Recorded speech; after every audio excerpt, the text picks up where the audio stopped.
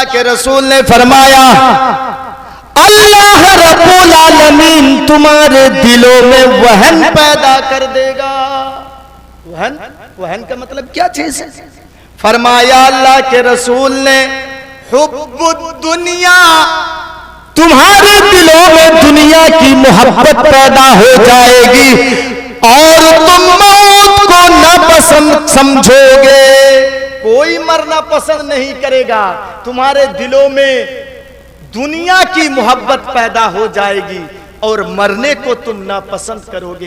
बिल्कुल same to same वही हाल, यही हाल है कि आज हम दुनिया को पसंद कर रहे हैं, दुनिया की मोहब्बत में फंसे हुए हैं, लेकिन मौत को हम नापसंदीदा समझते हैं कि हमको मौत ना आए, हमको मौत ना आए। चूंकि अल्लाह ने बता दिया है कि मुसलमानों तुम घबराओ नहीं, मुसलमानों तुम खौफ मत खाओ, मुसलमानों तुम मायूस ना हो जाओ। व अंतुमुल आलौना, तुम एमएलए नहीं हो तो क्या हुआ, तुम एमपी नहीं हो तो क्या हुआ, तुम्हारी हाथों में हुकूमत नहीं है तो क्या हुआ, हम तुमको हुकूमत दिलाएंगे, हम तुमको कुर्सी में बैठाएंगे, हम तुमको एमएलए बनाएंगे, हम तुमको एमपी बनाएंगे। तुम घबराओ नहीं, बस एक काम कर दो, एक काम कर दो, ये हुकूमत तुम्हारे हाथों में आ जाएगी। एक काम, और वो काम कौन सा है? सुनना चाहते हैं? सुनना चाहते हैं? वो काम कौन सा है? अल्लाह रब्बुल आलमीन ने फरमाया, इन कुंतुम मुमिनीन, पहले तुम मोमिन बन जाओ, पहले तुम मोमिन बन जाओ, हकीकी मोमिन। ये हुकूमत हम तुम्हारे कदमों पे लाके डाल देंगे। एमएलए उस वक्त तुम बन जाओ, एमपी उस वक्त तुम बन जाओगे, प्रधानमंत्री उस वक्त तुम बन जाओगे, प्राइम मिनिस्टर उस वक्त तुम बन जाओगे, प्रेसिडेंट तुम बनोगे, सब कुछ मैं तुमको बना दूंगा। लेकिन एक काम करो, पहले तुम मोमिन बन जाओ, पहले शर्त पूरी करो, उसके बाद मैं अपना वादा पूरा करता हूं।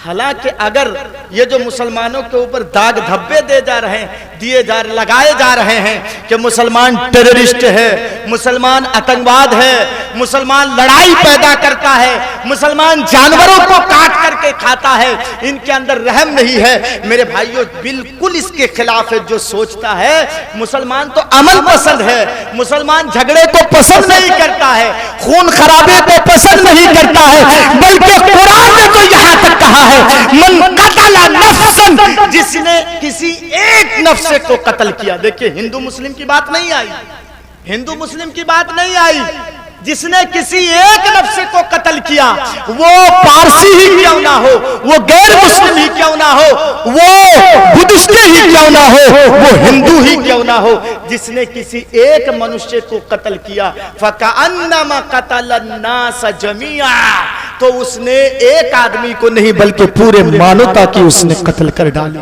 ये तो मुसलमान लड़ाई झगड़े को खत्म कर रहा है। अल्लाह अकबर। और जानते हैं लड़ाई को बंद करने के लिए, खून खराबा को बंद करने के लिए, लड़ाई झगड़े को बंद करने के लिए हमें इस्लाम ने सुलह करना सिखाया है कि तुम सुलह कर लो। अगर सुलह से लड़ाई बंद हो रही है, तुम लड़ाई को बंद कर दो। दिखाऊं मैं, ये जो अभी एनआरसी का कानून चालू हो रहा है, खेरवा वालों तुम सुनो, गौर करके सुनो।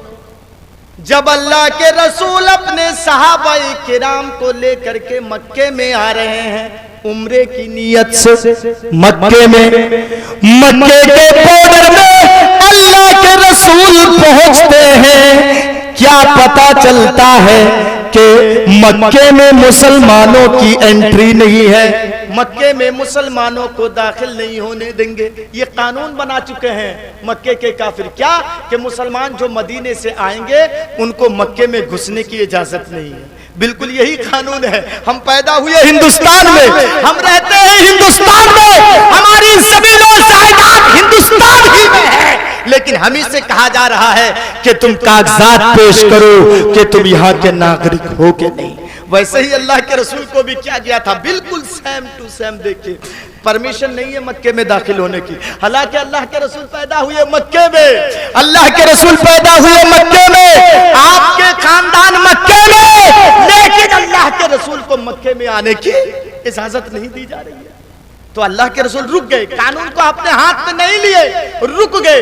रुकने के बाद अल्लाह के रसूल ने कहा कोई बातचीत, अरे चलो हम सुलह करने के लिए, हम लड़ने की नीयत से नहीं आए हैं, चलो हम सुलह करते हैं, बातचीत करते हैं। तो काफिरों की तरफ से एक अमीर बन करके आया जिसका नाम है सुहैल। ये बुखारी शरीफ का वाक़या मैं आपको बता दे रहा हूं। ये सुहैल काफिरों की तरफ से आया और आने के बाद लिखित में, तहरीरी लिखित में एक सुलहनामा तैयार होने लगा कि इन शराइत को अगर आप मानेंगे तो आपको एंट्री दी जाएगी मदीने में।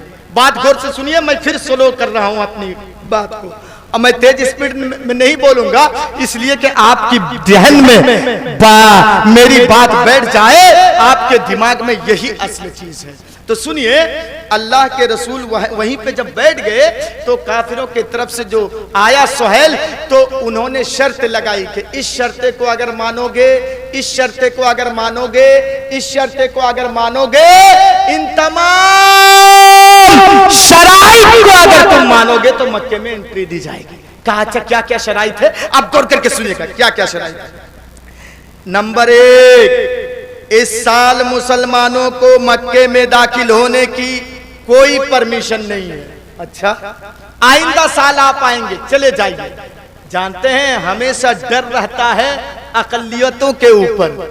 पूरा मक्का उन्हीं का है, यहूदी भी हैं, ईसाई भी हैं, गैर मुस्लिम हैं, हिंदू हैं, पूरा मक्का उन्हीं लोगों का है। और अल्लाह के रसूल चंद गिने चुने लोगों को लेकर के उम्रे की नियत से जा रहे हैं, तो इनके दिल में डर पैदा हो गया कि कहीं आकर के तलवार ना चला दे, लड़ाई झगड़ा ना हो जाए। देख रहे हैं चंद आदमियों को देख करके कैसे ये लोग डर रहे हैं। भारत में हम 30 करोड़ है, तुम्हारी तादाद 100 करोड़ है, लेकिन 30 करोड़ को देख करके डर रहे हैं, 30 करोड़ को कि इनको भगाया जाए किसी तरीके से। सुनिए गौर करके, कहा नंबर 1 शर्त, मक्के में दाखिल होने की परमिशन आपको नहीं है। आइंदा साल आप आएंगे और सिर्फ 3 दिन मक्के में रहेंगे। कितने दिन बोलिए? 3 दिन।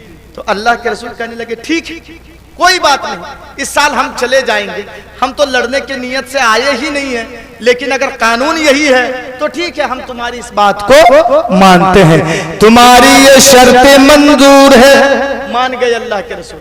कहा और भी शर्त है। कहा एक शर्त तो आप माने हैं। कहा क्या शर्त है?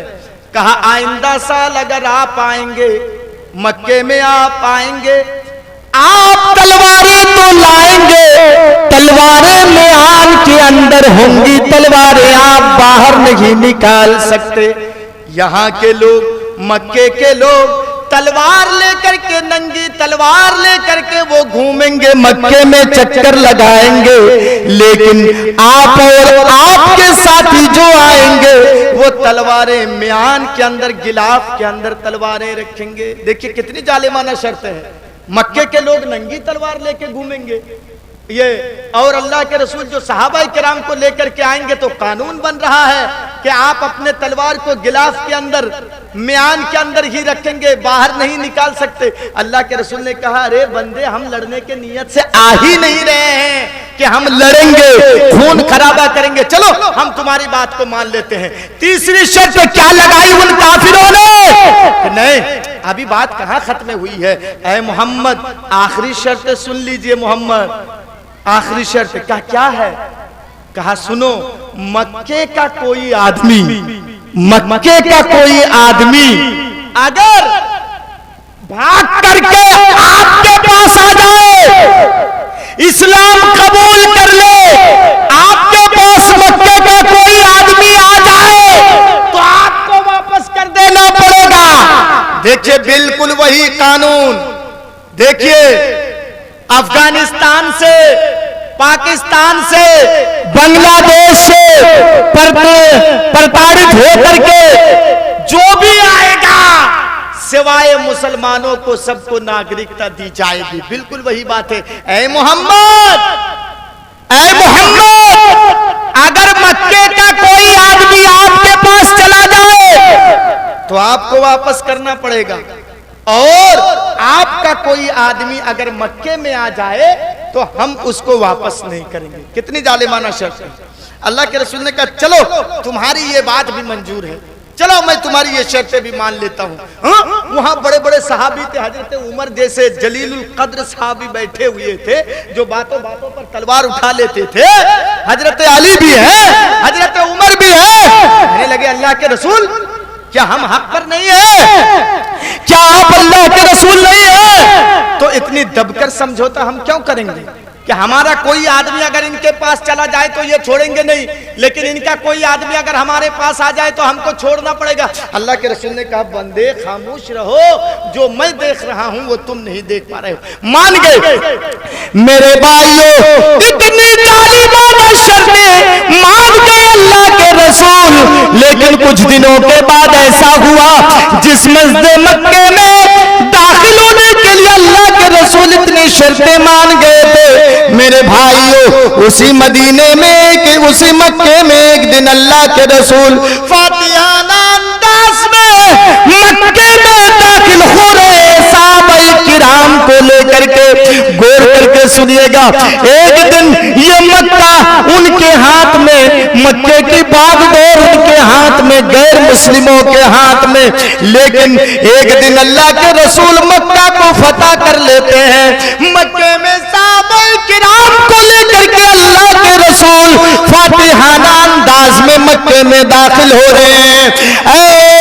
हिंदुस्तान के नेताओं सुनो, मैं बड़े प्यार से तुमको ये तुम तक ये मैसेज पहुंचा रहा हूं, क्योंकि तुम बड़ी ऊंची कुर्सी में बैठे हुए हो। इस्लाम ये सिखाता है कि तुम गौर करके देखो। जब अल्लाह के रसूल मक्के में दाखिल हो रहे हैं फातिहाना अंदाज में, मक्का को जब अल्लाह के रसूल फतह कर लेते हैं, उस वक्त सिर्फ मक्के में मुसलमान नहीं थे, उस मक्के में यहूदी भी थे, उस मक्के में ईसाई भी थे, उस मक्के में मजूसी भी थे, उस मक्के में गैर मुस्लिम भी थे। सिर्फ मुसलमान उस मक्के में नहीं थे। जब मुसलमान फातिहाना अंदाज में मक्के में दाखिल हो रहे हैं, देखो नबी अकरम का ऐलान देखो किस अंदाज में अल्लाह के रसूल खून खराबे को मिटा रहे हैं। अल्लाह के रसूल लड़ाई और झगड़े को कैसे मिटा रहे हैं? जब अल्लाह के रसूल मक्के में दाखिल होते हैं, अल्लाह के रसूल ऐलान करते हैं ला तसरीब अलैकुमुल यौम इधहबू फअंतुमुत तुलका।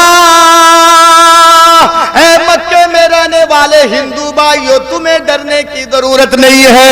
ऐ मक्के में रहने वाले यहूदियों, तुम्हें डरने की जरूरत नहीं है।